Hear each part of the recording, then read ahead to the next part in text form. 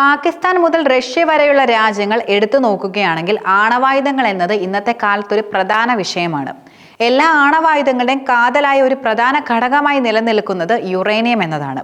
World nuclear അസോസിയേഷന്റെ കണക്കുകൾ അനുസരിച്ചുകൊണ്ട് ലോകത്തെ ഏകദേശം 20 രാജ്യങ്ങളിൽ മാത്രമാണ് യഥാർത്ഥത്തിൽ യുറേനിയം ഉൽപ്പാദിപ്പിക്കപ്പെടുന്നത്.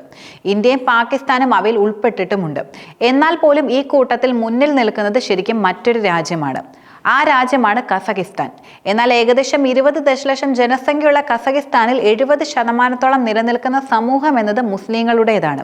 ജനസംഖ്യയുടെ 17% മാത്രം വരുന്ന ക്രിസ്ത്യാനികളാണ് ഈ രാജ്യത്ത് നിലനിൽക്കുന്ന രണ്ടാമത്തെ വലിയ വിഭാഗം എന്നത്. ജനസംഖ്യ വളരെയധികം കുറവാണ്. എന്നാൽ ലോകത്തിലെ ഏറ്റവും വലിയ യുറേനിയം ഉൽപ്പാദകരാണ് കസഖിസ്ഥാൻ എന്ന രാജ്യം. പ്രതിവർഷം ഏകദേശം 21,000 ടണ്ണാണ് ഈ രാജ്യം കൂടുതലും ഉൽപ്പാദിപ്പിക്കുന്നത്.